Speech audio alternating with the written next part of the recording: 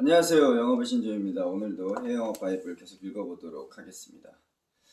이렇게 하면 영업사원은 자기가 책임지고 있는 국가의 평균 수요 및 매출을 어느 정도 가늠할 수 있게 된다.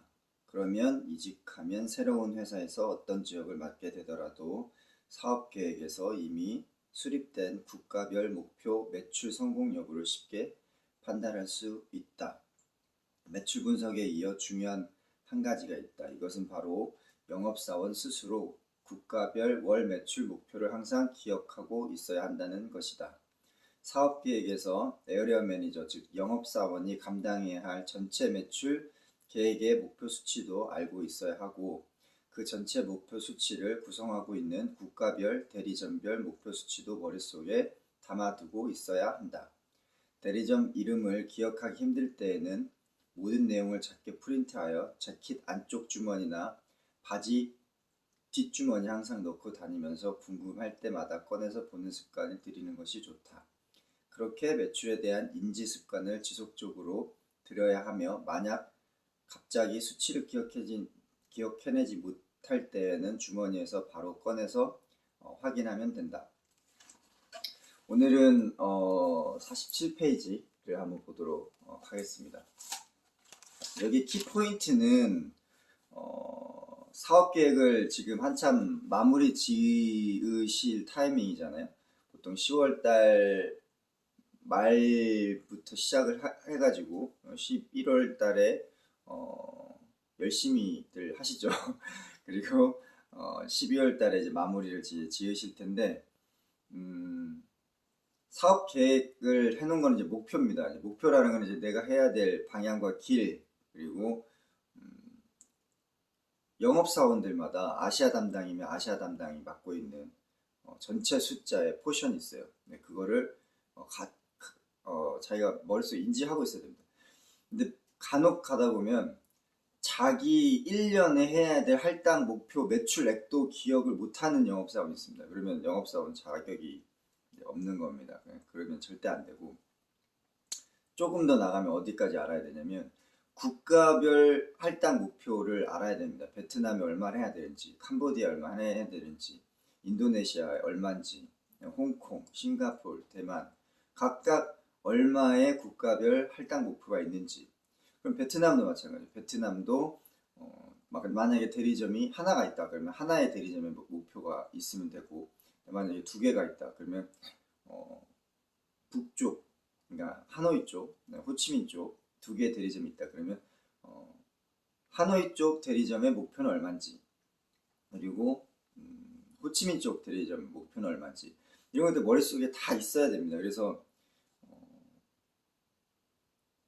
근데 이제 제가 말씀드리고 싶은 거는 1년 매출액을 얘기하는 게 아닙니다. 여기 보면 다시 한번 읽어드리겠습니다. 영업사원 스스로 국가별, 월별 목표를 항상 기억하고 있어야 된다는 거예요. 월별 목표. 이 월별 목표가 포인트입니다. 그러니까 내가 매달 해야 되는 목표 숫자, 매출, 몇만 불을 내가 해야 되는지, 몇백만 불을 해야 되는지, 그걸 알고 있어야 돼요. 근데 그거를 알고 있는 사람과 알지 모르는 사람, 인지하고 있지 않는 사람은 차이가 엄청 큽니다. 앞으로 해야 될 게 만약에 있다 그러면 그 국가별 월별 매출 숫자의 합이 그 영업사원의 월 목표의 합입니다. 그러면 그걸 기억하고 있는 사람들은 이 전전 월에 그걸 준비를 할 수가 있는 거예요. 근데 그렇지 못한 사람은 그걸 못합니다. 그러면 매출이 빠지게 되는 거죠. 네, 그렇게 되면 팀 전체, 회사 전체의 매출에 장애가 발생이 되기 때문에. 근데 숫자 기억력이 약하신 분들이 있어요. 그래서 저는 절대 숫자 기억 못합니다. 그렇다고 해서 그 숫자를 몰라야 되느냐? 그건 아니죠. 숫자의 기억력이 약하는 거하고 자기가 노력하는 거는 다른 겁니다. 이 월별, 국가별 목표를 자기가 기억을 할 수가 없다, 암기력이 좀 부족해서 안 된다, 그러면 조그만 프린터, 깨알 같은 글씨 있죠. 폰트 제일 작게 해가지고 자기 보일 만큼 인쇄를 하셔가지고 그 인쇄한 거를 자켓 안주머니나 뒷주머니에 들고 다니면서 항상 자기가 떠올려야 될 순간이 있잖아요. 그때마다 꺼내서 보고 넣고, 꺼내서 보고 넣고, 이렇게 하는 겁니다. 미팅 때도 마찬가지요. 만약에 팀장님이나 대표님이랑 발표를 한단 말이에요. 이러면은 당신 뭐 캄보디아 매출이 뭐 다음 달에는 얼마야? 이번 달에는 얼마였어? 저번 달에는 얼마야? 이렇게 목표를 물어볼 수가 있어요. 그러면 기억이 안 날 수도 있죠. 제가 기억이 잘 안 납니다. 죄송합니다. 이건 안 되는 거예요. 기억하고 있어서 얘기를 해야죠. 저번 달 목표는 얼마였고, 이번 달 목표는 얼마였고, 다음 달 월 목표는 얼마입니다. 특히 베트남 같은 경우는 하노이는 얼마고, 호치민은 얼마고, 다낭은 얼마입니다. 그게 만약에 안 된다 치더라도 뒷주머니에서 꺼내면 돼요. 꺼내서 보시면 됩니다. 1주 보면 되죠. 쭉 리스트 해놨으니까 자기가 썼으니까. 그래서 베트남 매출 하노이 얼마 몇만 불. 그럼 보통 그러니까 팀장이나 대표가 그걸 봤을 때 저 친구는 월매표 기억도 못 해가지고 뭐 저렇게 적어 다녀? 이렇게 생각 안 합니다. 노력하고 있구나. 항상 기억하고 있구나. 그리고 그 종이가 하도 많이 봐가지고 너덜너덜해지면 더 좋습니다. 얼마나 많이 봤으면 저렇게.